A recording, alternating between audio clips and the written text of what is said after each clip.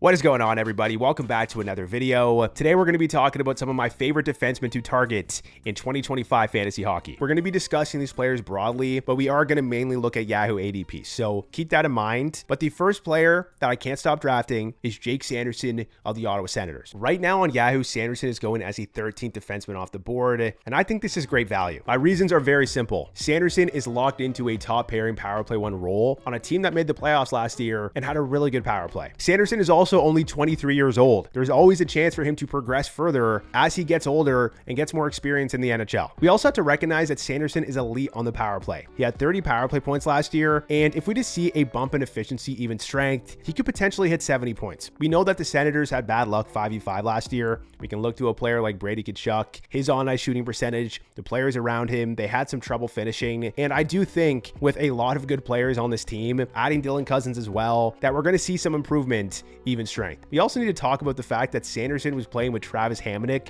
for a good portion of last season, almost 400 minutes if you're looking at Money Puck here, and Hamonic only put up 7 points last year. I'm not saying Artem Zub is amazing, but I do think a full season not playing with Hamonic is going to do wonders for Jake Sanderson. We can also look at the second half of last year, how Sanderson was performing. He had 28 points in his last 30 games, including 8 goals. He also put up 86 shots during the stretch, which would have put him on pace for 235 shots in a full season. Sanderson also put up elite block numbers last year. It was over 160. So you could see this guy potentially put up 230 shots and 150 blocks, which is going to give him a massive advantage in a ton of leagues. These shots and blocks will give him a big advantage over a player like Adam Fox or Lane Hudson. So if you're getting a player like Jake Sanderson at his current ADP on Yahoo, I think he's going to be a massive steal. The next defenseman I can't stop drafting is Mikhail Sergachev of the Utah Mammoth. Sergachev's current ADP on Yahoo is 78, and I think this is a big value for a guy that's locked in on this amazing power play and getting top pairing minutes. Sergachev averaged 25 minutes a night last year in Utah.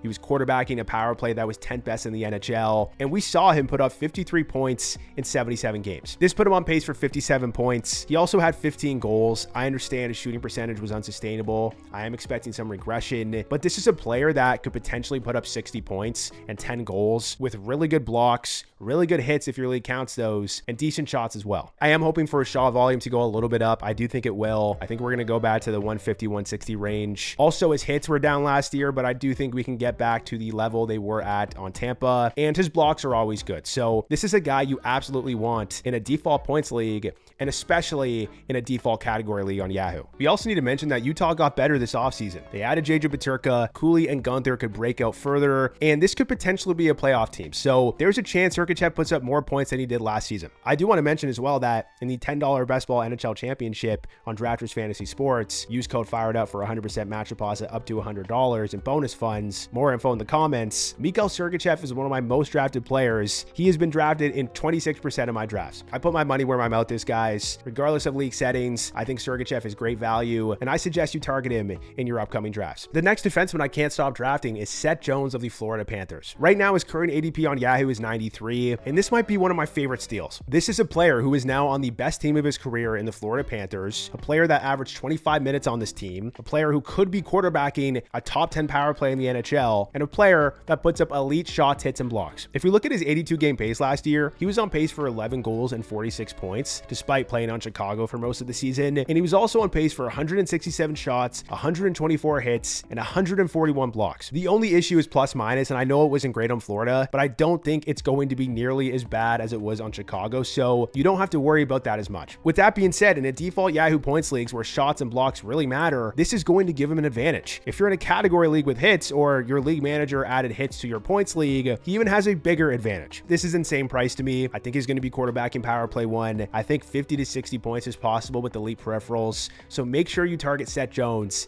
at this current price. The last official defenseman on this list is Morgan Rielly of the Toronto Maple Leafs. One of, if not the biggest value among defensemen on Yahoo. His current ADP is 135. This is a steal for a guy that I think is going to be back on this power play one, a power play that should be top 10 in the NHL. He's also a guy that has put up really good peripherals in the past, good shots, good hits, good blocks. We also know in an offseason interview, Craig Berube talked about how they focused too much on his defensive end of the game last year and how this year he had an amazing summer and they're going to focus on offense more. It just makes so much sense to draft Morgan Rielly at this price. And I think he could go back to being a player that's putting up 10 goals, 50 to 60 points with awesome peripherals. There is a risk for Oliver Ekman-Larsson to be on this power play one, but he wasn't good on there last year. Rielly is way more familiar with this power play, and I think it's going to be him quarterbacking this top unit. Overall in Yahoo, this has got to be one of my favorite defensemen to target. You're getting a massive steal in this player, so I suggest you pick him up in your later rounds. The last player is sort of a bonus player because there is one caveat. If you're in a plus-minus league, do not draft this guy. This player is Sam Rinzel of the Chicago Blackhawks. The case for Rinzel is very simple. This is a player who played 9 games with the Blackhawks last year. He put up 5 points, and he averaged almost 24 minutes of ice time per game, quarterbacking the power play one. He's going to get top pairing minutes. I know there's a risk with Levshunov being power play one, but I think it's going to be Rinzel. So he's going to be on a power play that was really good last year. And this means there is a chance Rinzel could potentially put up like 10 goals and 40 points in his rookie season. We also have to recognize that Rinzel has some sneaky peripheral potential. I know he only played 9 games, so it was a small sample size, but he put up 22 shots during this stretch, which put him on pace for 200 shots in a full season. And he was also on pace for 109 hits in an 82 game year. The tape that I've watched on Rinzel has impressed me quite a bit. I think he's going to have a fantastic rookie season. And as long as your league doesn't count plus minus, then this is a guy you definitely want to target in your last few rounds. All right, guys, that is the end of the video. Hit that like button if you enjoyed it. Subscribe, really helps out the channel,